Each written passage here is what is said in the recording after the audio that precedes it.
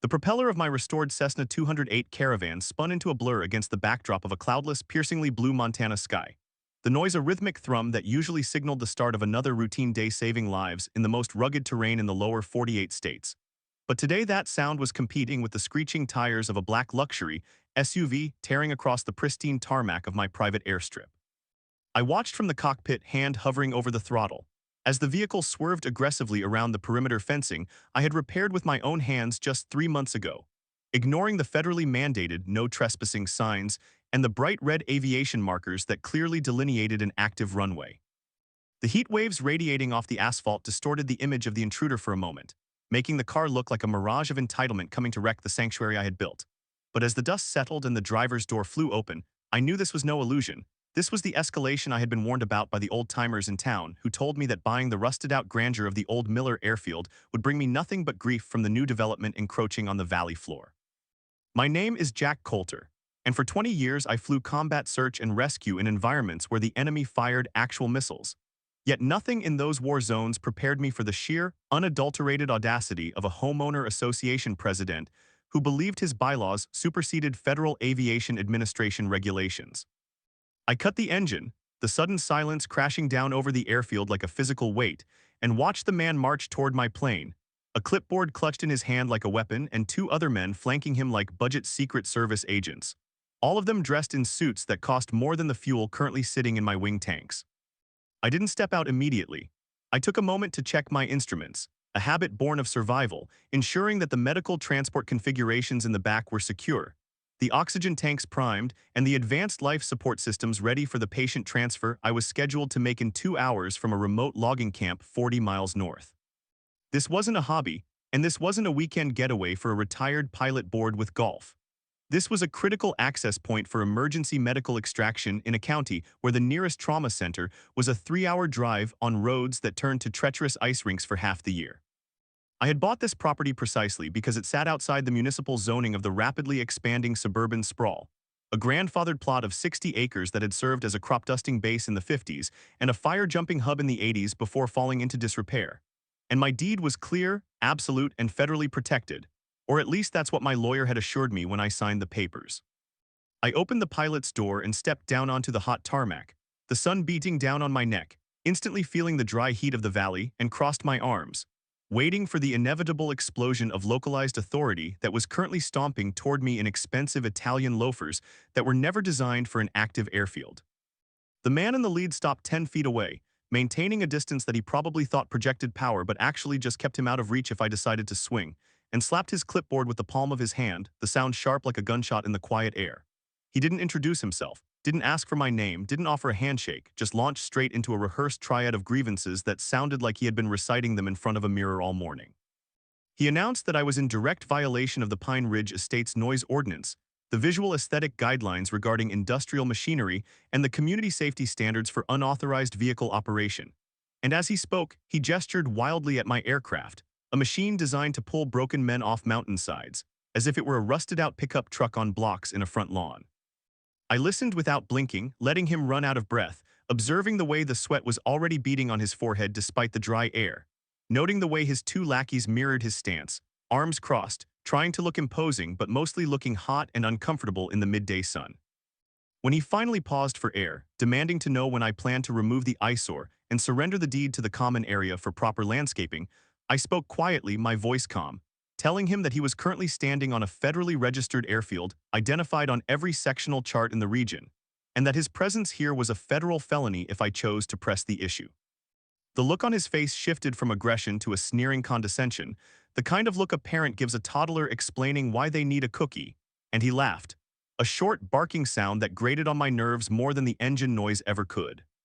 He told me that federal charts didn't matter in Pine Ridge Estates, that the HOA board had voted last week to annex the abandoned, adjacent parcels to preserve property values, and that my claim to this land was based on outdated county records that had been superseded by the new development charter signed by the mayor himself.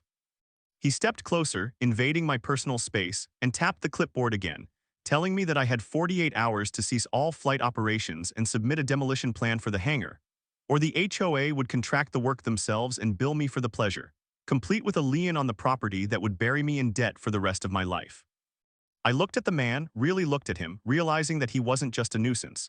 He was a true believer in his own localized divinity, a man who had likely bullied contractors, landscapers, and neighbors into submission for years, and had never encountered a boundary he couldn't litigate or intimidate his way across. I told him to get off my runway, clear and simple, pointing to the fence line where his SUV was parked, explaining that an aircraft was incoming, a lie but a necessary one to gauge his reaction, and that his vehicle was an obstruction to air traffic safety. He didn't flinch, didn't look at the sky, just sneered and said that no planes were landing here today, tomorrow, or ever again because he was authorizing the installation of concrete barriers across the taxiway starting at noon. The sheer insanity of the threat took a second to register. He was threatening to sabotage an active runway used for medical evacuations because it spoiled the view from the overpriced McMansions that had been slapped together on the ridge overlooking the valley. I tried to explain, keeping my temper on a tight leash, that this wasn't a recreational flight club, that I was under contract with the county and private timber companies to provide emergency medical transport, that the noise he complained about was the sound of someone's father, brother, or son getting a second chance at life. But he cut me off with a wave of his hand, dismissing the medical aspect as a pathetic excuse for my hobby. To him, the red cross on the tail was just decoration, the medical equipment inside invisible or irrelevant. All he saw was a man defying his control, a rogue element in his perfectly curated kingdom of beige stucco and manicured lawns. He threw a document at my feet, a thick packet of paper bound with a heavy clip, and told me it was the official cease and desist order drafted by the HOA's legal team effective immediately, and that any further engine starts would be met with fines of $5,000 per occurrence, retroactive to the day I bought the property. I watched the papers flutter against the asphalt, held down only by the weight of the clip, and didn't bend to pick them up, knowing that touching them would be seen as an act of submission, a tacit acknowledgement of his authority. Instead, I stepped forward, closing the gap between us, forcing him to look up at me, letting the difference in our statures and histories do the talking. I had spent 20 years in cockpits and crash sites, lifting dead weight and wrestling controls in hurricane-force winds, while his soft hands suggested the heaviest thing he lifted was a gavel or a golf club. I told him that if he or anyone employed by his association stepped onto this tarmac with concrete barriers, I would consider it an act of sabotage against federal infrastructure and defend the property accordingly, not with fines, but with the full weight of the statutes that protected aviation facilities. His eyes narrowed, and for a second I saw a flicker of doubt, the hesitation of a bully who realizes he might have picked the wrong target, but it was quickly replaced by the arrogance of a man who had never lost a court case in his own district. He signaled to his two associates, who pulled out their phones and started taking pictures of me, the plane, the hangar, and the illegal runway, documenting their evidence for the inevitable tribunal he planned to hold. He told me I was making a mistake, a very expensive mistake, and that by the time he was done with me, I wouldn't be able to afford a paper airplane, let alone this flying scrap heap. He turned on his heel, his loafers scraping against the grit of the tarmac, and marched back to his SUV, the two suits following close behind, leaving the document lying in the dust between us like a drawn line in the sand. I waited until they were back in the vehicle, waited until they reversed aggressively and sped back toward the gate, kicking up a cloud of gravel that rattled against the metal siding of my hangar, before I finally bent down and picked up the packet. It was heavy, dense with legal jargon, referencing bylaws and covenants I had never signed, citing implied consent based on proximity and community benefit clauses that sounded like pure fabrication. But as I flipped through the pages, I realized the sophistication of the attack. This wasn't a hastily scribbled note. This was a systematic attempt to expropriate my land through administrative warfare, using the sheer volume of paperwork and the threat of financial ruin to force me out before I could even mount a defense.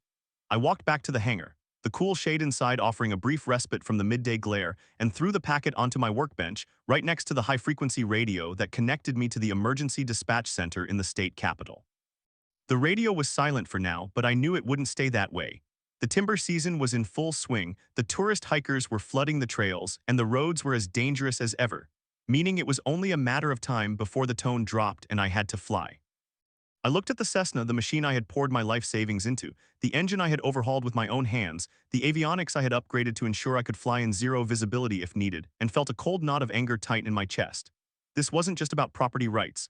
This was about the mission, about the fact that without this airstrip, the response time for a critical injury in the valley went from 40 minutes to 4 hours, a difference that was measured in body bags.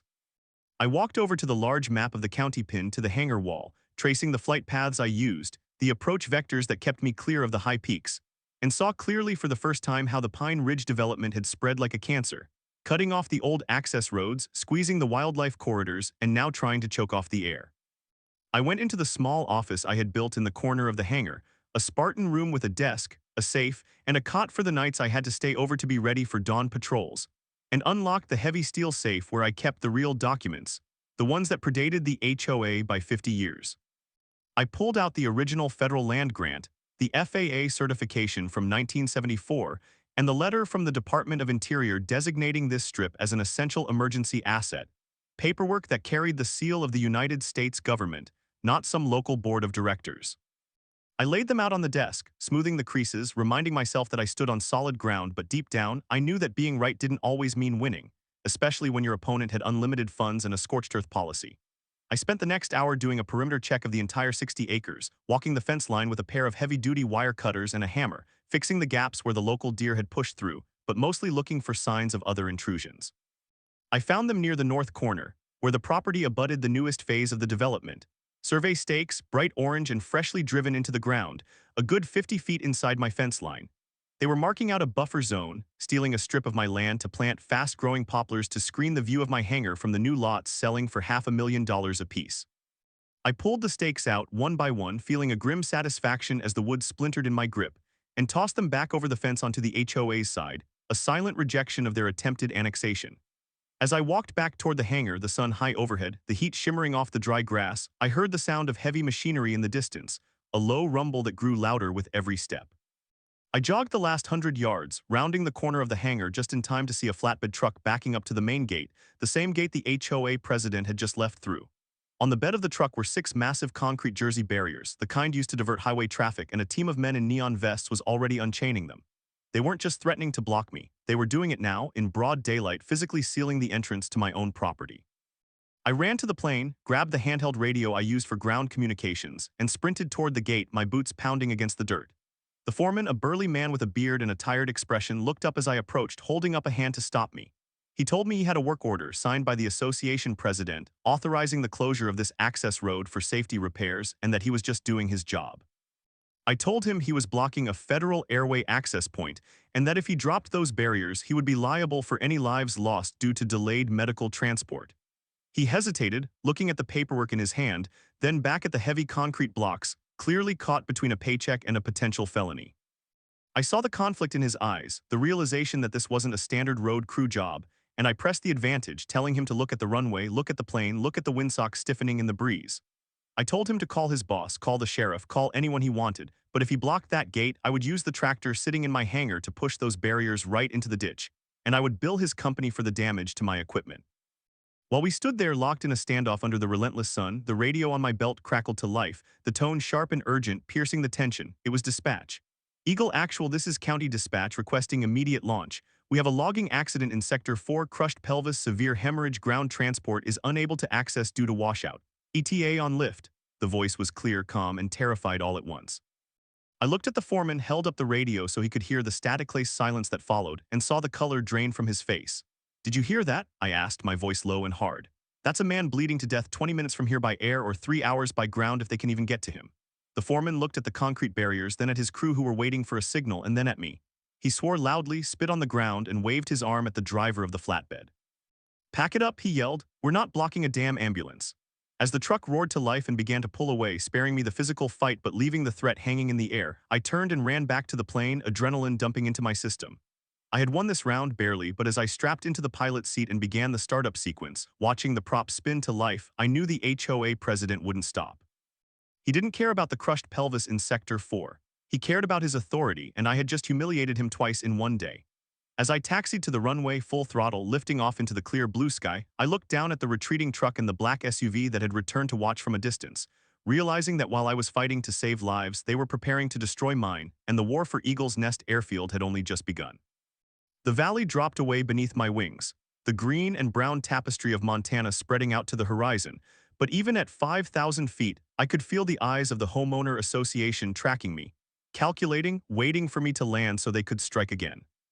I banked north toward the mountains, toward the dying man who needed me, pushing the throttle forward, leaving the petty tyrants behind for now, but knowing with absolute certainty that when I touched down again, the concrete barriers would be the least of my problems. This was no longer just a property dispute. It was a siege, and I was the only thing standing between an organized machine of suburban conquest and the wild, untamed freedom of the open sky. The landing gear of the Cessna kissed the asphalt with a reassuring chirp, a sound that usually signaled the transition from the high-stakes adrenaline of a rescue mission to the quiet satisfaction of a job well done. But as I taxied back toward the hangar, the vibration of the engine running down through my bones felt less like a victory lap and more like a march into enemy territory. The logger I had pulled off the mountain was alive, stabilized in the back with a saline drip and a splinted pelvis, and the transfer to the waiting county ambulance crew on the tarmac was seamless, a ballet of professional efficiency that stood in stark contrast to the chaotic malice awaiting me at my own fence line. I watched the ambulance speed away, lights flashing but sirens silent out of respect for the airfield protocols, and once the dust settled, the reality of my situation slammed back into focus with the subtlety of a bird strike. My hangar, a structure of corrugated steel and honest work that had withstood 60 Montana winters, was now plastered with neon orange stickers, hundreds of them, overlapping like scales on a diseased reptile, covering the main sliding doors, the pedestrian entrance, and even the fuel pump housing. I killed the engine, the prop spinning down to a halt, and stepped out into the blinding afternoon sun, the heat radiating off the tarmac in shimmering waves that made the orange infestation seem to pulse. I walked up to the nearest door, ripping one of the stickers off with a force that took a strip of paint with it, and read the fine print, my jaw tightening until my teeth ached. Citation 4022, excessive decibel output. Citation 4023, unauthorized commercial activity. Citation 4024, visual blight. Citation 4025, fugitive dust emissions. Each citation carried a fine of $500, and looking at the sea of orange covering my property, I did a quick mental calculation and realized they had slapped me with nearly $50,000 in fines in the 4 hours I was gone saving a man's life. This wasn't just enforcement. This was a barrage, a paper-thin veneer of legality stretched over a core of pure harassment designed to bankrupt me before I could ever step foot in a courtroom. I crumpled the sticker in my fist, the adhesive sticking to my glove, and looked toward the perimeter fence where the HOA president's black SUV was parked again, idling with the air conditioning running, a silent sentinel of suburban tyranny. He wasn't alone this time. A man in a cheap suit stood next to him, holding a device that looked like a radar gun but was undoubtedly a decibel meter, pointed directly at my silent aircraft as if waiting for it to commit a crime by simply existing. I ignored them for the moment, prioritizing the post-flight checklist, securing the oxygen tanks, and grounding the aircraft, forcing myself to move with methodical precision because if I lost my cool now, if I walked over there and did what every fiber of my being wanted to do, I would lose everything. I went into the hangar office, the air inside stiflingly hot because I realized with a jolt of anger the electric hum of the air conditioner was gone. I flipped the light switch, nothing. I checked the breaker panel tripped. I reset it and it tripped again instantly. I walked outside and followed the power line to the pole at the edge of the property, the connection point where the municipal grid met my private drop. And there, parked directly under the lines, was a cherry picker truck with the logo of a private electrical contractor, the boom extended, and a man actively disconnecting my service drop. I sprinted across the dry grass, shouting, waving my arms, my boots pounding the... "Hey, what do you think you're doing?" The lineman, a young guy who looked like he'd rather be anywhere else, looked down from the bucket, his face sweaty under his hard hat. "Work order, buddy," he yelled down, his voice thin in the hot air.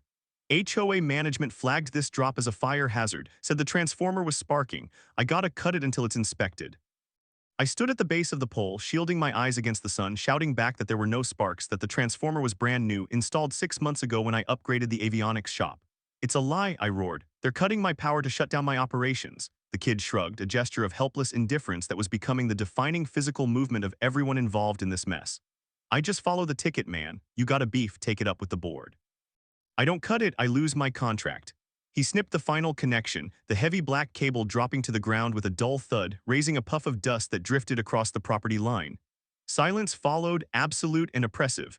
No hum of the cooler, no compressor kicking on, no radio chatter from the base station.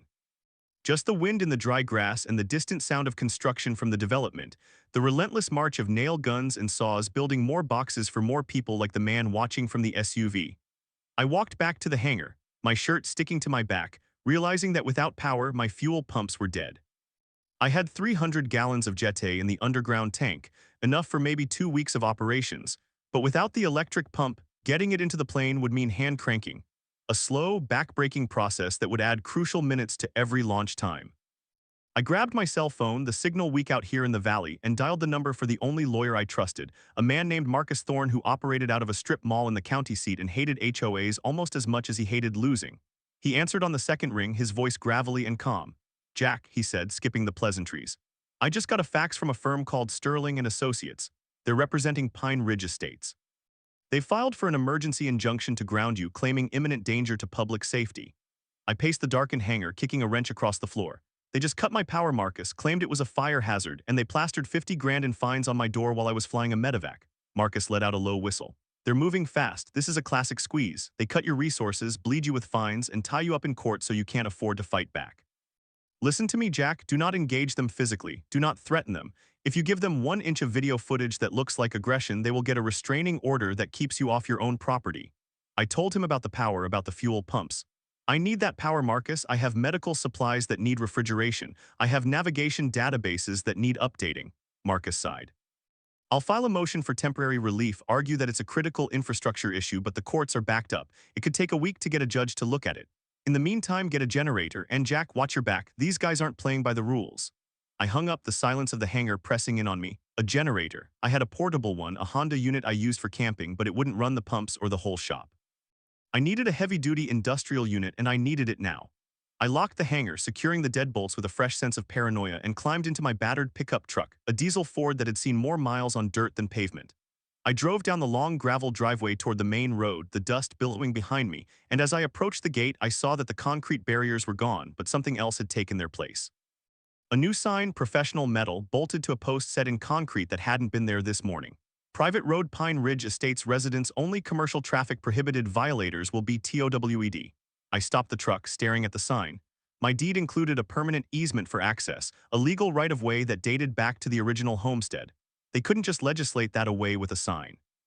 But as I pulled onto the county road, heading toward town to buy a generator, I realized that the sign wasn't for me. It was for everyone else. It was for the fuel trucks, the delivery drivers, the mechanics, the support network that kept an airfield alive. They were trying to starve me out. I spent $3,000 on a generator and another $500 on gas cans, emptying my checking account to a dangerous low, and drove back to the airfield with the heavy equipment strapped in the bed of the truck.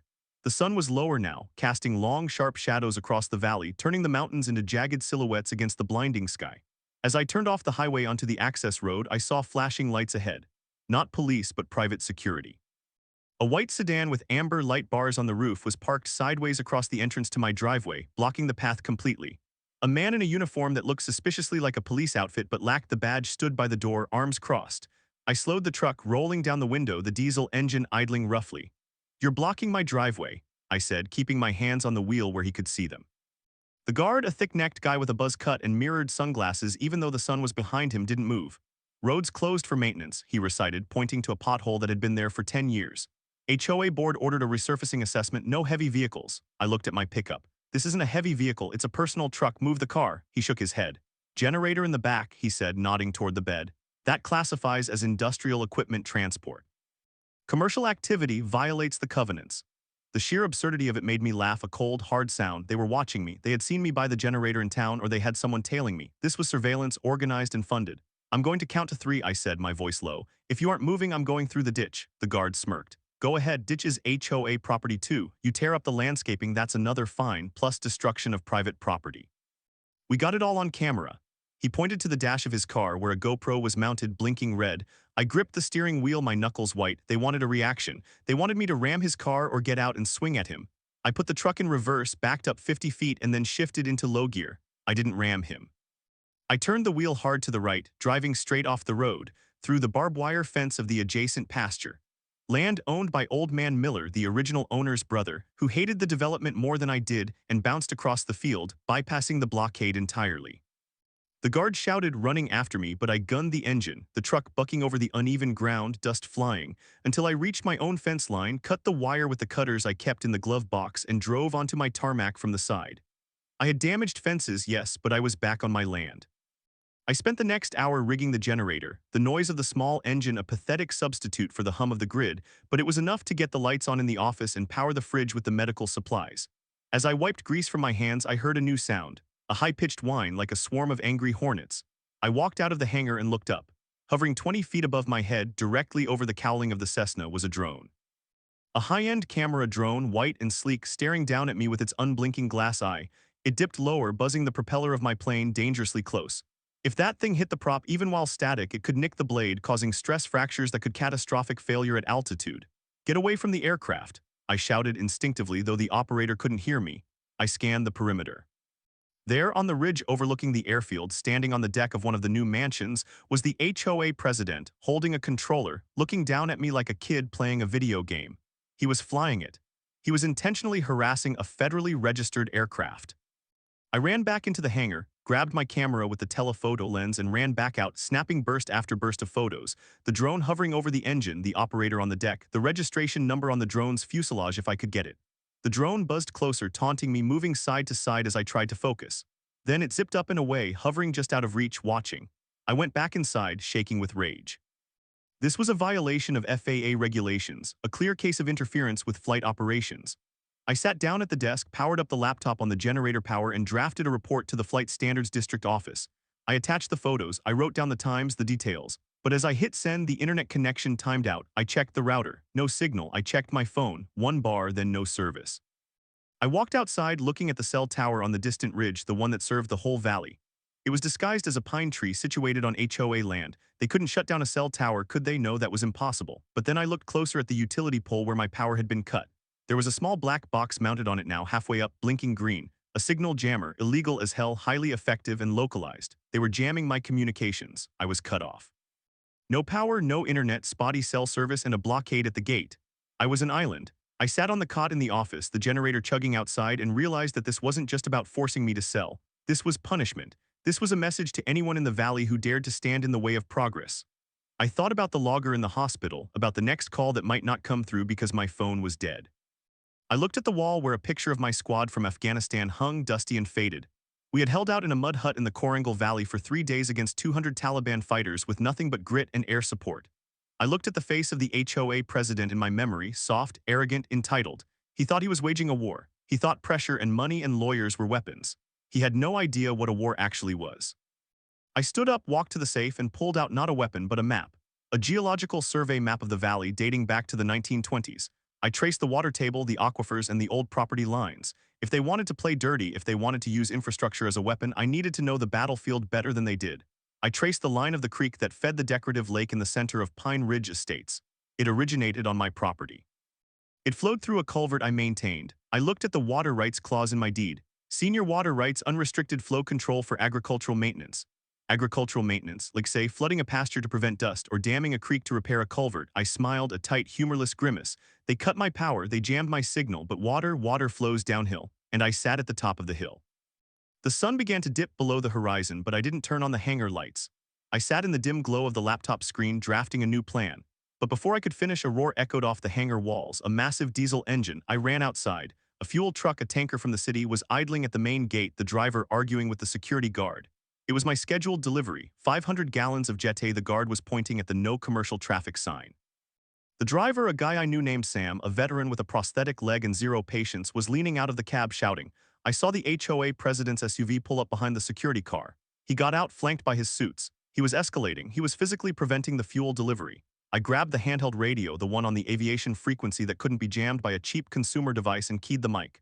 Sam, do not turn around. I repeat, do not turn around. I ran toward the tractor, an old John Deere with a front-end loader that I used for snow removal. It was heavy, steel, and unstoppable. I fired it up, the black smoke belching into the air, and threw it into gear. I drove toward the gate, the bucket raised like a shield. I wasn't going to hit them. I was going to open the gate. The security guard saw the tractor coming and scrambled back to his sedan. The HOA president stood his ground for a second, then realized that 5 tons of steel moving at 15 miles an hour didn't care about his bylaws. He jumped aside. I pulled the tractor right up to the concrete post of the gate, lowered the bucket, and pushed. The chain snapped. The gate swung open. Get it in here, Sam, I yelled over the roar of the engines. Sam didn't hesitate. He gunned the tanker, swerving past the security car, forcing the HOA president to dive into the ditch to avoid the dual wheels. The truck roared up the driveway, safely onto my land. I parked the tractor across the entrance, blocking the security team and the HOA president from following. I stood on the tractor step, looking down at the president, who was dusting off his suit, his face purple with rage. You're finished, Coulter, he screamed, his voice cracking. That's assault. That's vehicular assault. I'll have you in jail by morning. You're trespassing, I said calmly, my voice carrying in the evening air, and you're interfering with emergency medical services. Keep pushing and see what happens. I turned and walked back to the hangar as Sam hooked up the hoses. We hand-pumped the fuel, taking turns, sweating in the cooling air. When we were done, Sam looked at me, wiping his brow. You got a war on your hands, Jack. No, I said, looking at the darkened houses on the ridge where lights were flickering on, powered by the grid I was denied.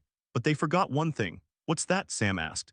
I'm the only one who can fly, I said, and from the air every fortress looks like a target. I paid Sam in cash, emptying my emergency stash, and watched him leave, driving the tractor back to the hangar. As I shut down the generator to save gas, sitting in the absolute darkness of the hangar, I heard a sound outside. Not a drone, not a car, the sound of water, running water. I walked to the back of the hangar. The main water pipe, the one that fed the hangar's suppression system and the sinks, had been dug up. A trenching machine had come through the back easement while I was dealing with the fuel truck. The pipe was severed, water gushing into the dirt, turning the ground into mud. They had cut the water, power, comms, road, and now water. They were tightening the noose. I stood in the mud, feeling the cold water soak my boots, and felt a strange calm settle over me. They wanted a fight. They wanted to strip me of everything. They thought that by taking away my utilities, they were taking away my power, but they didn't understand the man they were dealing with. I walked back into the hangar, lit a kerosene lantern, and spread the map out on the table again. The light flickered over the contours of the valley. Okay, I whispered to the empty room. You want to play Siege? Let's play Siege. I picked up a red marker and circled the culvert that fed their lake. Tomorrow, the agricultural maintenance would begin. And tomorrow, the noise wouldn't be coming from my plane. It would be coming from the earth itself. The escalation was over. The counteroffensive was about to start. I cleaned my tools in the lantern light, the metal gleaming, preparing for a day of work that would have nothing to do with flying and everything to do with holding the line. The HOA had fired the first shots, but they had fired them at a man who was used to being shot at. And I never missed. The sun rose over the valley like a hammer striking an anvil, bringing with it a heat that baked the mud around my severed waterline into concrete-hard clay. But I was already awake, seated in the cab of the John Deere tractor, watching the hydraulic ram of the front-end loader smash a pile of boulders and heavy clay soil into the mouth of the culvert that fed the glistening, artificial lake of Pine Ridge Estates. I had spent the first 2 hours of daylight executing the agricultural maintenance clause of my deed with a precision that bordered on art, constructing a dam that was legally watertight and structurally sound, effectively cutting off the millions of gallons of flow that kept the HOA's centerpiece from turning into a stagnant algae pond. As the last boulder thudded into place, sealing the pipe, the water began to back up almost instantly, flooding the low-lying pasture on my side of the fence, creating a wetland that would attract waterfowl and, more importantly, starve the development of the resource they had tried to weaponize against me. It was a petty move, perhaps, in the grand scheme of saving lives, but when you are under siege, you use every weapon in the arsenal, and denying the enemy their vanity was a tactical strike against their morale. I shut down the tractor, the silence returning to the airfield, but it was a tense, vibrating silence, the kind that precedes an explosion. I didn't have to wait long. Within 20 minutes, a convoy of vehicles appeared at the main gate, kicking up dust that hung in the stagnant air. It wasn't just the black SUV this time. It was a parade of authority, 2 county sheriff cruisers, a heavy-duty truck marked County Environmental Health, and a flatbed hauling a massive excavator. I stood by the hangar, wiping grease from my hands with a rag, watching them congregate at the property line I had blocked with the tractor the night before. The HOA president got out first, looking less like a community leader and more like a man on the verge of a coronary event, his face a mottled red that matched the condemned tags now visible on the environmental truck. He was flanked by a man in a crisp uniform with a gold badge, sheriff's deputy, or so it seemed, and another man in a high-vis vest holding a thick folder. They didn't come to the gate, they went straight to the fence line where I had cut the wire to bring the fuel truck in. The excavator rumbled to life, its steel tracks tearing up the earth as it rolled off the flatbed and immediately began to widen the breach, crushing my fence posts like matchsticks. I started walking toward them, my stride long and purposeful, but the deputy stepped through the gap, hand resting on his holster, his other hand held up in a stop gesture. "Stay right there, Mr. Coulter," he shouted, his voice carrying the practiced authority of law enforcement. "This property is under an emergency abatement order." I stopped 20 feet away, the heat radiating off the ground between us. "Abatement for what?" I asked, keeping my hands visible. "This is private property and you're destroying my perimeter." The man in the high-vis vest stepped forward, adjusting his glasses. "County Environmental Health, we received a credible report of a massive fuel leak contaminating the groundwater. We have an emergency warrant to seize all hazardous materials and remediate the site." He pointed toward my underground fuel tank, the one I had just filled with 500 gallons of Jete that includes the removal of the storage vessel and any contaminated soil. I looked at the ground, dry, dusty, pristine. There was no leak. There was no smell of fuel. This was a fabrication, a lie so bold it took my breath away. "There is no leak," I said, my voice low and dangerous. "I inspected that tank yesterday. This is a setup." The HOA president stepped forward then, a smug grin splitting his face. "The sensors don't lie, Jack. We picked up the hydrocarbon plume on our monitoring equipment, and since you blocked the road, we had to bring in the heavy equipment to save the aquifer." He gestured to the excavator, which was now pivoting, its bucket swinging toward my fuel pump island. "We're going to have to dig it all up, for the safety of the community." I realized then that they weren't just going to steal the fuel, they were going to dig a trench right through the middle of my taxiway, physically destroying the infrastructure that allowed me to move the plane from the hangar to the runway. That's $1 million aircraft in there, I said, pointing to the hangar. You dig that trench, you trap it, you shut down emergency medical services for the entire county. The deputy shrugged, a gesture of indifference that chilled me. Health and safety comes first, son. Public water supply takes precedence over your business. He pulled a folded paper from his pocket. And this is a restraining order. You are to maintain a distance of 50 yards from the remediation crew. If you interfere, you go to jail right now. I looked at the deputy, seeing the name Miller on his tag, no relation to the old man who owned the land next door, but likely a cousin or nephew of someone on the HOA board. The corruption ran deep, woven into the fabric of the county like a rot. I took a step back, realizing that if I fought them physically, I would lose. I would be arrested, and then they would bulldoze the hangar with the plane inside. I had to play this smart. I retreated to the hangar, watching as the excavator tore into the asphalt of the taxiway, the sound of breaking pavement sounding like bones snapping. They were digging a literal moat between my plane and the runway. I went into the office, the generator humming outside, and checked the radio. Still jammed on the cellular bands, but the aviation frequencies were clear. I tuned into the emergency channel, listening to the chatter of fire crews fighting a blaze 20 miles west. The wind was picking up, pushing the smoke into the valley, turning the blue sky a hazy gray. The abatement crew worked fast, tearing a 6-foot-deep trench across the tarmac, piling the debris in a wall on the runway side. They weren't remediating anything, they were building a fortification. I paced the hangar, feeling the walls closing in. I had fuel in the plane's wings enough for 4 hours of flight, but I couldn't get the plane to the runway. I was grounded, neutered, and the HOA president was standing by the trench, laughing with the environmental officer, watching his victory unfold in real time. Then the radio crackled with a sound that stopped my heart. Mayday, mayday, mayday, this is Jumper Team 6. We are trapped on the ridge. Fire has jumped the line. We have burned victims, requesting immediate extraction. Coordinates follow. The voice was young, panicked, and surrounded by the roar of flames. I looked at the map. Jumper Team 6 was on the north face of Granite Peak, impossible to reach by helicopter in this wind and too steep for trucks. The only way out was a short field landing on the logging road plateau, a maneuver only a fixed-wing aircraft with STOL capabilities could manage. My plane.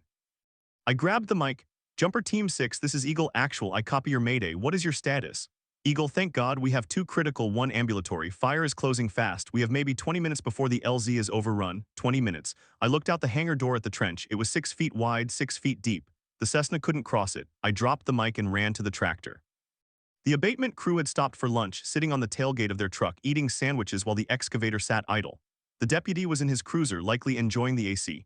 I climbed into the John Deere, fired it up, and didn't hesitate. I drove it out of the hangar full throttle, aiming not for the trench but for the pile of debris they had stacked on the other side. The deputy saw me coming and scrambled out of his car, hand on his gun. Coulter, stop. I ignored him. I drove the tractor to the edge of the trench, lowered the bucket, and scooped up a load of the crushed asphalt and dirt from the near side. I dumped it into the hole. I was filling it back up. The excavator operator, a burly man with a sandwich halfway to his mouth, jumped down and ran toward his machine.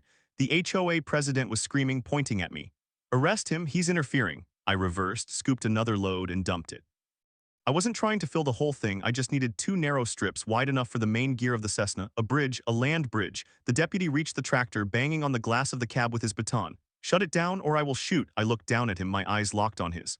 There are men dying on Granite Peak, I shouted through the glass. I am launching this aircraft. He hesitated, the baton frozen in midair. He heard the mayday call, maybe. Or maybe he just saw the look in my eyes and realized that shooting a man trying to save firefighters wasn't going to look good on the evening news. But the HOA president didn't care. He ran to the excavator, climbed into the cab, he knew how to operate it, and fired it up. The massive arm swung around, the bucket aiming for my tractor. He was going to knock me into the trench. I saw the steel teeth coming and slammed the tractor into reverse, the bucket grazing the front tires. He swung again, wild, aggressive, untrained.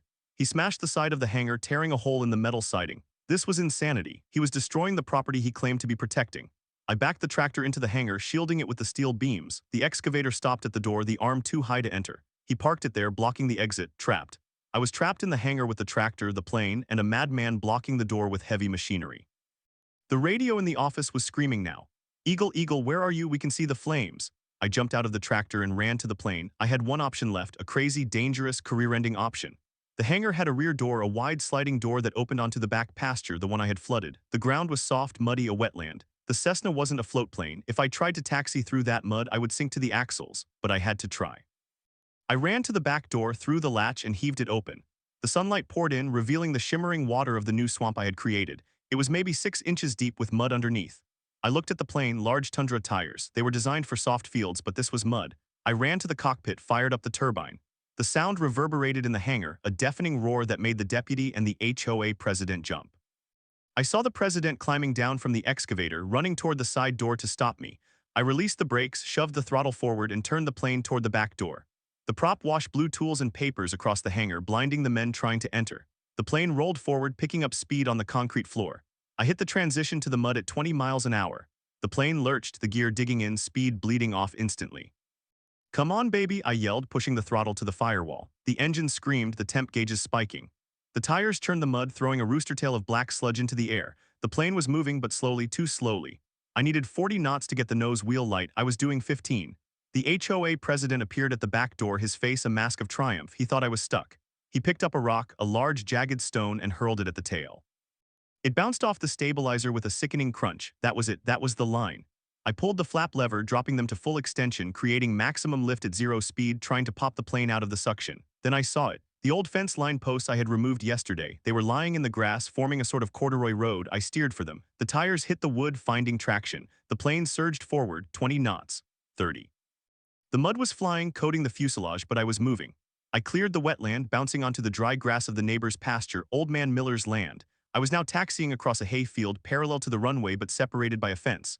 I couldn't take off in the hay, it was too rough, full of gopher holes. I needed the tarmac. I turned the plane toward the fence, the one separating Miller's land from my runway. I didn't have wire cutters, I had a spinning propeller. I taxied straight at the fence. "Don't do it, Jack," I muttered. "Don't strike the prop," but I had no choice. I pulled the yoke back hard, lifting the nose wheel over the top wire. The main gear hit the fence posts, snapping them. The wire whipped around, catching on the landing gear strut, dragging behind me, but the prop cleared. I slammed down onto the runway, the plane shuddering. I was on the pavement. I looked back. The excavator was lumbering toward the runway, the president driving it like a tank, trying to cut me off before I could start my takeoff roll. He was coming from the midpoint, trying to intercept me. I lined up on the center line. I had 2,000 feet of runway. He was entering at the 1,000-foot mark. I had to beat him to that point. I stood on the brakes, ran the engine up to full power, holding it until the frame shook. Then I let go. The Cessna leaped forward. 60 knots. 70. The excavator was crawling onto the tarmac, the bucket raised to crush my wing. He was blocking the left side of the runway. I steered right, putting the right wheel in the dirt, the left wheel on the center line. I was going to pass him with inches to spare. 80 knots, rotate. I pulled back on the yoke. The nose lifted. The main gear left the ground just as I reached the excavator. I banked hard right, lifting the left wing over the hydraulic arm. I saw his face through the plexiglass, eyes wide with shock as the wheel missed his windshield by a foot. I was airborne. I climbed out steep, banking away from the development, the adrenaline shaking my hands so bad I could barely hold the controls. I keyed the mic. "Jumper Team 6, this is Eagle. I am airborne. ETA 5 minutes, hang on."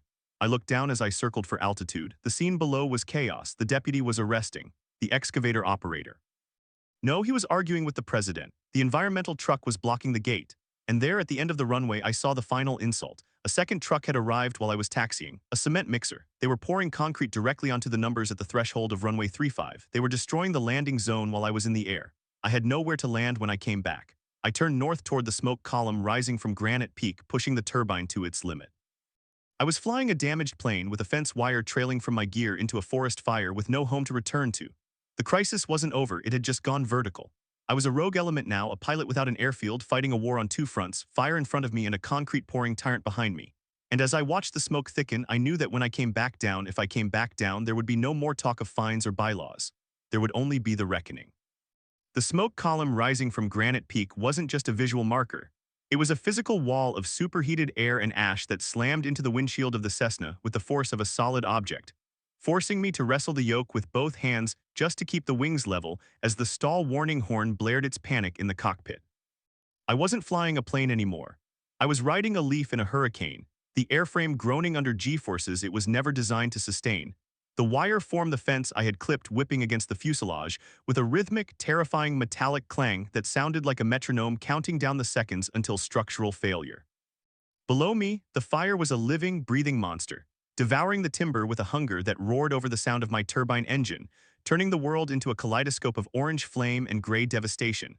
But I locked my eyes on the GPS coordinates provided by Jumper Team 6, pushing the aircraft through the turbulence toward the tiny, impossible landing zone on the logging plateau. I dropped the flaps, feeling the lift slam me upward, and cut the throttle, letting the plane drop like a stone toward the ridge, aiming for a strip of dirt barely longer than a football field. bordered by a sheer cliff on one side and a wall of fire on the other. The wheels touched down with a violence that rattled my teeth, the suspension bottoming out as I stood on the brakes, the tires skidding on the loose gravel, sliding sideways toward the drop-off before finally biting and bringing the machine to a shuddering halt 50 feet from the edge. The door of the plane flew open before the prop had even stopped spinning, and I saw three men emerging from the smoke jumpers, their faces blackened with soot, their yellow shirts stained with ash and blood. Two of them were carrying the third, a man whose legs were wrapped in makeshift bandages that were already soaked through with red, his face a mask of agony but his eyes wide with the desperate will to survive. I didn't wait for them to reach me. I unbuckled and jumped out, the heat of the fire hitting me like a physical blow, singing the hair on my arms instantly. We loaded the injured man into the back, securing him to the floor mounts with cargo straps because there was no time for the stretcher, while the other two piled in behind him, coughing up black phlegm, their gear melting slightly from the radiant heat. "Go, go, go," the team leader screamed, slapping the pilot's seat, his voice raw. I scrambled back into the cockpit, shoved the throttle forward, and didn't bother with a checklist. I just held the brakes until the turbine screamed its protest and released them, the plane lurching forward into the smoke. We used every inch of that dirt strip, the wheels leaving the ground only as the earth fell away beneath us, dropping off the cliff face to gain airspeed in a dive that would have failed a check ride but saved our lives. We pulled out of the dive at treetop level, banking hard away from the fire, climbing back into the relatively clear air of the valley. But the relief was short-lived because as I looked at my instrument panel, I saw the oil pressure gauge fluttering, likely damage from the debris or the extreme heat, and then I remembered the concrete mixer. I had three men in the back, one critical and nowhere to land. My runway was compromised, blocked by an excavator and sabotaged with wet concrete. The nearest alternate airport was 40 miles away, too far for the man bleeding out in the cargo hold and too far for an engine that was starting to run hot. I grabbed the radio mic, keying the emergency frequency. "Mayday, Mayday, Eagle Actual declaring in-flight emergency. Severe structural damage, critical medical onboard. My home field is sabotaged. I am diverting to—" I paused, looking down at the valley floor. The county road was narrow, lined with power lines, a suicide run. The fields were fenced or flooded, and then I saw it. The wide, smooth, beautifully paved arterial road running through the heart of Pine Ridge Estates. "Pine Ridge Boulevard," I said, the realization settling cold and hard in my gut. It was straight, wide enough for 2 lanes of traffic plus parking, and lined with the manicured lawns of the people who had tried to destroy me. It was perfect. "I am putting it down on the main thoroughfare of the Pine Ridge development," I broadcasted, knowing that every scanner in the county would hear it. "Clear the road."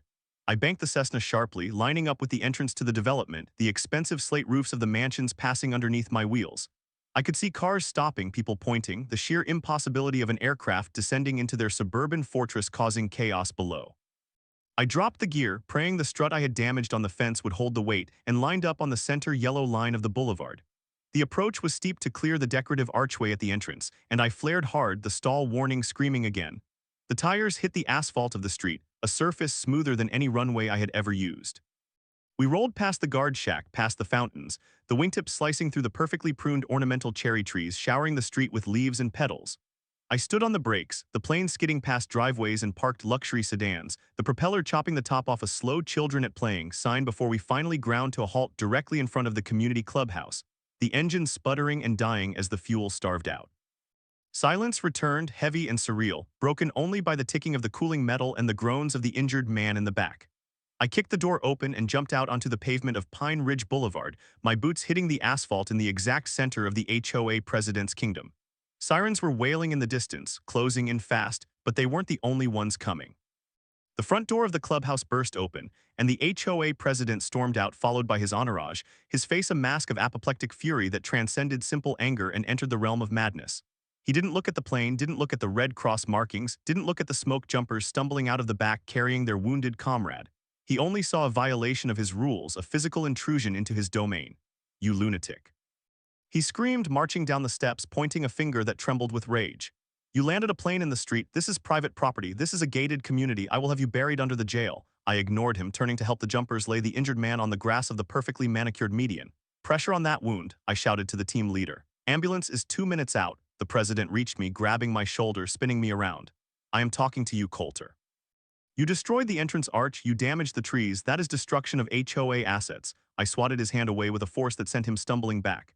"Get back," I roared, the adrenaline of the flight still coursing through me. "I have a critical patient here, back the hell off." But he didn't back off. He signaled to the security guards who were running up the street, hands on their belts. "Detain him," the president shouted.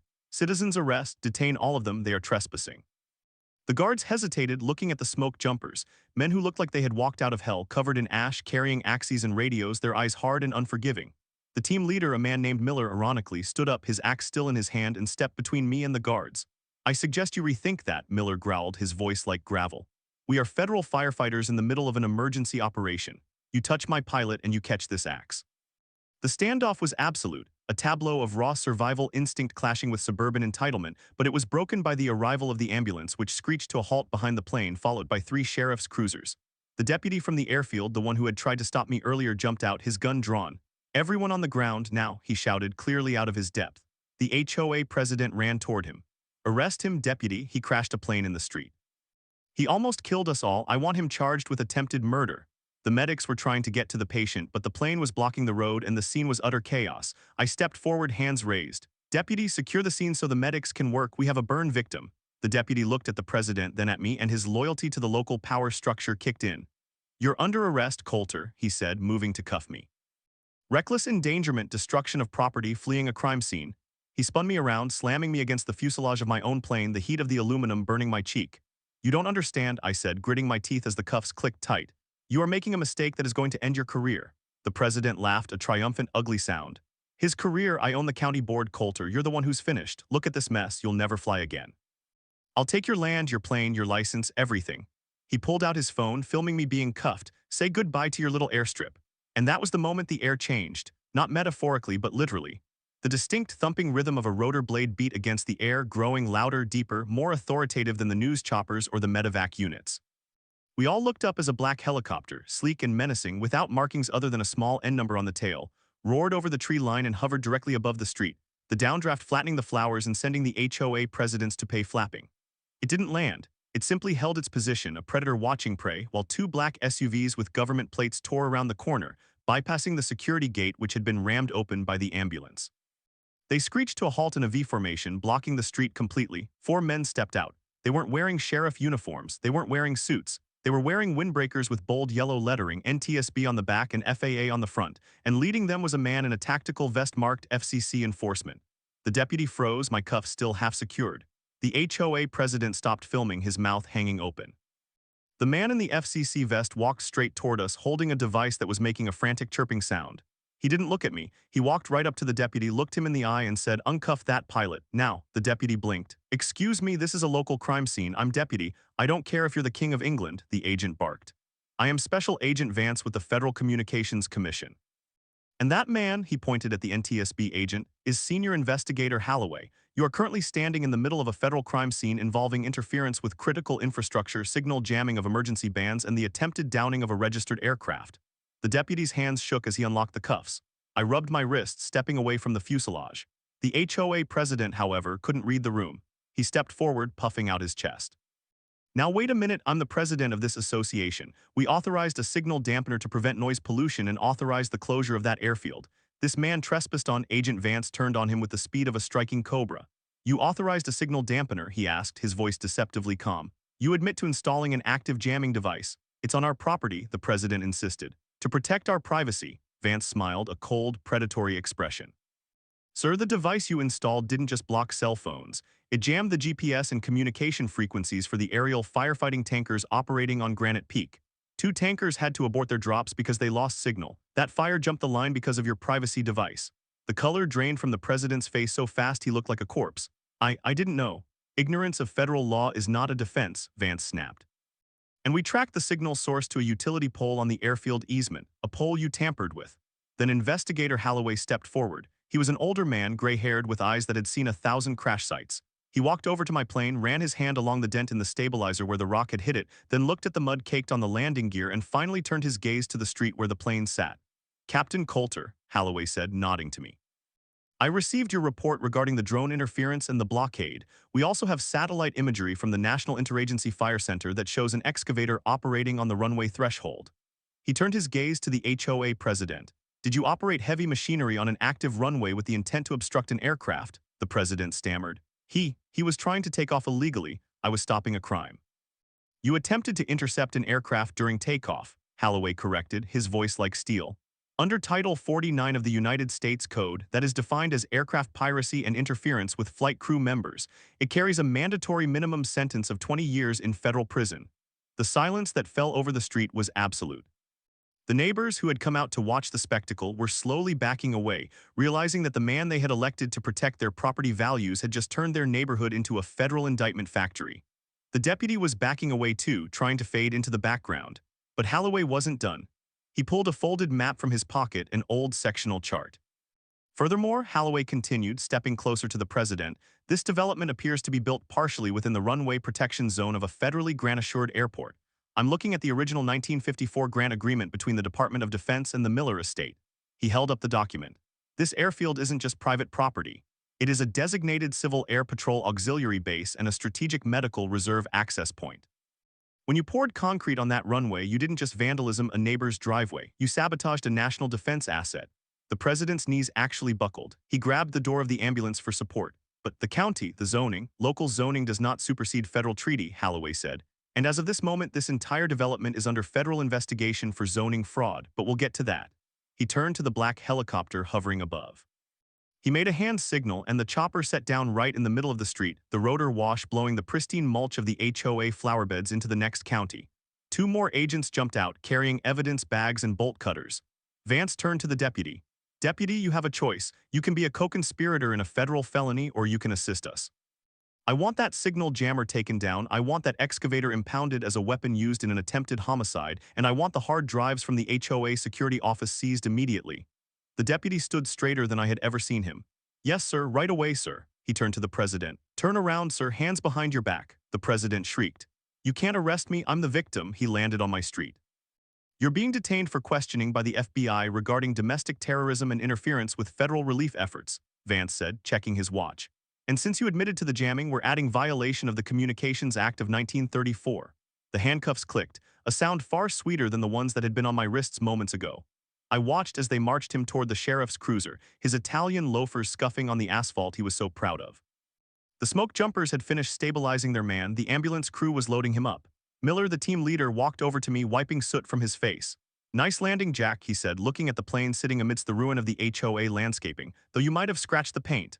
I'll buff it out, I said, feeling the adrenaline finally start to fade, replaced by a deep, bone-weary exhaustion. Holloway walked over to me.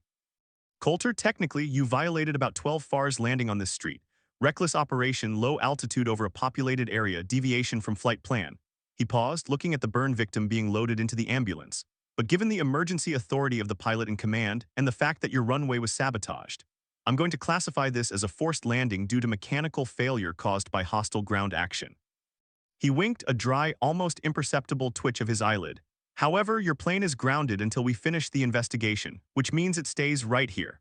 I looked at the Cessna, sitting squarely in the middle of Pine Ridge Boulevard, blocking the main entrance, leaking a little oil onto the pristine pavement. It was an eyesore. It was an obstruction. It was a massive, immovable middle finger to the HOA, protected by the yellow crime scene federal investigation tape the agents were already stringing up from the guard shack to the clubhouse. I think it looks good there, I said. Really ties the neighborhood together. Holloway nodded. We're going to need your statement and bring those documents you have, the ones from the safe. You'll have them, I said. And agent, there's a water line they cut and a road they blocked. We know, Holloway said. The drone you confiscated, the one the president was flying, it synced its flight log to the cloud. We have the footage of him hovering over your engine. We have the footage of the concrete pour. We have everything. I watched the sheriff's car pull away with the HOA president in the back, watching his empire crumble through the safety glass. The black helicopter spun down, the agents took over the HOA office, and the deputy was busy writing tickets to the residents' cars that were now blocking the path of the federal vehicles. The turning point hadn't been a gavel or a lawsuit. It had been the sound of a turbine engine screaming over a suburban street, proving once and for all that when you push a man who saves lives for a living, you eventually get saved by the very laws you tried to mock. I sat on the curb next to my plane, took a drink of water from a bottle a medic handed me, and watched the sun set through the smoke. The airfield was a mess, my plane was battered, and I was broke. But as the crime scene tape fluttered in the breeze, sealing off the heart of Pine Ridge Estates, I knew the siege was broken. The heavy hitters had arrived, and they weren't here to negotiate. They were here to conquer. The Cessna 208 Caravan sat in the middle of Pine Ridge Boulevard for exactly 21 days. A $2 million aluminum roadblocks surrounded by yellow federal tape that flapped lazily in the hot summer wind. forcing the residents of the exclusive enclave to detour their luxury sedans through the service entrance usually reserved for garbage trucks and contractors. It was a visual reminder of their defeat, an immovable monument to the arrogance of their leadership. And every morning when I drove my loaner truck past the guard shack, now manned by a federal marshal rather than a rent-a-cop, I slowed down just to admire the way the morning sun glinted off the propeller that had nearly taken the HOA president's head off. The investigation had moved from the chaotic triage of the street to the sterile brutality of the conference room, and the silence from the HOA board was deafening, broken only by the sound of shredders running until the FBI seized them. I spent those 3 weeks living in a motel in town, my hangar still a designated crime scene, meeting daily with Marcus Thorne and the team of federal investigators who had turned the Pine Ridge Clubhouse into a command post. Holloway was methodical, a man who disassembled financial crimes with the same precision he used on aircraft wreckage, and what he found was not just negligence but a systemic Ponzi scheme of influence peddling and zoning fraud that went back a decade. The revelation came on a Tuesday morning in the grand ballroom of the clubhouse, where an emergency meeting of the entire Homeowner Association had been called not by the board, but by the United States Attorney for the District of Montana. The room was packed with 300 angry, frightened men, residents who had bought into the dream of exclusivity and were now waking up to the nightmare of federal indictments. I sat in the back row with Marcus, watching the dynamic of the room shift. The board members, usually seated on a dais like kings, were huddled in the front row of the audience looking small and pale. The dais was occupied by Holloway, Agent Vance, and a man in a charcoal suit, the U.S. Attorney. He didn't waste time with pleasantries. He opened a file and projected a map onto the screen behind him, a map that showed the airfield in red and the development in blue, with a massive overlapping shaded area that covered half the homes in the room, including the mansion of the former president. "Gentlemen," the attorney began, his voice echoing in the silent room, "what you are looking at is the Federal Runway Protection Zone, or RPZ, designated in the 1954 Civil Defense Grant. Under federal law, this zone must remain free of residential structures to ensure the safety of air traffic and the public." A murmur went through the crowd. A man in the middle row stood up. "But we have clear titles. We have certificates of occupancy issued by the county." The attorney nodded slowly. "You have certificates issued by a corrupt planning department that are currently null and void. The investigation has revealed that the developer, in conjunction with your former HOA president, falsified the survey data submitted to the FAA to hide the fact that these homes were built inside the hazard zone. They moved the coordinates on paper by 300 yards. The room erupted. Men were shouting, pointing at the board members, realizing that their multi-million-dollar assets were legally worthless. The attorney raised a hand, silencing them. It gets worse. Because the HOA actively sabotaged a federally grant-assured airport, cutting the water, jamming the signals, blocking the access, the FAA is invoking the reverter clause of the original land patent. He clicked to the next slide, which showed the text of the deed. This means that the land illegally encroached upon does not revert to the county. It reverts to the airport operator for the purpose of safety compliance. I felt Marcus nudge me with his elbow, a grin splitting his face. "Did you hear that, Jack? They just handed you the high ground." The attorney continued. "Mr. Coulter is now the legal steward of the land encompassing the northern 40 lots. However, the FAA is not in the business of evicting families if it can be avoided. We have reached a settlement agreement pending your ratification." The terms were brutal. The HOA would immediately dissolve the Pine Ridge charter for the affected lots. The estates would be rezoned as airport residential, stripping the HOA of any authority over them. The barrier wall between the airfield and the neighborhood would be demolished at the HOA's expense. And most critically, the HOA would pay a noise easement fee of $5 million to the Airfield Trust to fund the restoration of the runway and the legal fees. If they refused, the federal government would seize the homes as proceeds of zoning fraud. The vote was unanimous. It was a surrender. But the justice didn't stop at the property lines. The criminal cases were unsealed the following week. The former president, denied bail because of his assets and flight risk potential, was charged with 30 counts of wire fraud, domestic terrorism for the signal jamming, and attempted destruction of an aircraft. His assets were frozen, his accounts seized, and his lawyers were already trying to cut a deal that would see him testify against the corrupt county officials who had enabled him. The day the plea deal was announced, I was finally allowed back onto my property. The scene was transformative. A crew of Army Corps of Engineers brought in to rectify the defense infrastructure damage was already at work. They weren't just filling the trench, they were upgrading the entire facility. The concrete mixer that had poured the sabotage on my threshold was gone, and in its place was a paving crew laying down a fresh, military-grade asphalt overlay that extended the runway by 500 feet, paid for by the seized assets of the HOA president. The fence line was being moved, not inward but outward. The buffer zone the president had tried to steal was now officially part of the airfield, widening my perimeter by 50 yards and swallowing the land where he had stood to fly his drone. I walked into the hangar, the sunlight streaming through the hole in the wall which was being repaired by a contractor, and saw my plane. They had towed it back from the street the night before, the mechanics having inspected it and cleared it for flight. It sat there washed, fueled, and ready, looking like a fighter jet that had survived a dogfight. Marcus walked in behind me carrying a bottle of single malt whiskey and a thick folder. "It's done, Jack," he said, setting the folder on the workbench. The civil suit settlement, the insurance company for the HOA realized they had zero defense. They tendered the full policy limit, $2 million for business interruption, emotional distress, and punitive damages. He poured 2 glasses. And the personal liability suit against the president, we pierced the corporate veil. Since he used his personal funds to buy the jamming equipment and the drone and used his personal vehicle to block the gate, the judge ruled his actions were outside the scope of his HOA duties. We're taking his house. I looked at Marcus, stunned. His house, the mansion overlooking the runway, Marcus confirmed. The one he built to watch you fail. It's part of the settlement. You own it. We can bulldoze it, sell it, or turn it into a pilot's lounge. Your call. I took the glass, the amber liquid catching the light. Turn it into a crew rest facility, I said. For the smoke jumpers, let them sleep in his master bedroom between fires. Marcus laughed, clinking his glass against mine. Poetic, I like it. But there was one more piece of business. The agricultural maintenance I had performed on the creek. The dam was still in place, the water still backed up on my land, creating a thriving wetland. The lake in the development had dropped 4 feet, exposing the ugly liner and the mud banks, turning their waterfront views into a swamp. I walked out to the tractor, fired it up, and drove to the culvert. I could have left it blocked. I could have let them stare at the mud forever. But the war was over, and I had won. And a man who has won doesn't need to be petty. I used the backhoe to gently remove the boulders, clearing the pipe. The water rushed through, a torrent of clean, cold mountain runoff flowing back into their development. It wasn't a gift, it was a reminder. I controlled the flow. I controlled the resource. And as long as they remembered that, they could have their lake. I spent the rest of the afternoon doing the pre-flight on the Cessna. The sun began to set, turning the sky that familiar, aching gold. I climbed into the cockpit, the smell of leather and aviation fuel wrapping around me like a second skin. I fired the turbine, the sound echoing off the newly repaired hangar walls, a roar of freedom that no noise ordnance could ever silence. I taxied to the end of the new, longer runway, doing my run-up check right where the concrete barricades had once stood. The radio crackled clear, strong, unjammed. Eagle Actual, this is center. You are cleared for takeoff, unrestricted climb. I pushed the throttle forward. The plane surged, eager, powerful. I lifted off at the 1,000-foot marker, climbing steeply over the valley. I banked left, flying directly over the Pine Ridge development. Below, I saw the empty guard shack, the open gate, the cars parked respectfully on the side of the road. I saw the mansion on the hill, dark and empty, soon to be filled with tired firefighters. I saw the lake filling back up, a silver coin in the gathering dusk. And I saw a man standing on the balcony of one of the other houses, maybe the guy who had tried to block me with the cement truck, or maybe just a resident who had learned a hard lesson. He looked up as I passed overhead, the noise of my engine rattling his windows. He didn't shake his fist. He didn't call the police. He just raised his hand in a wave, a gesture of surrender and respect.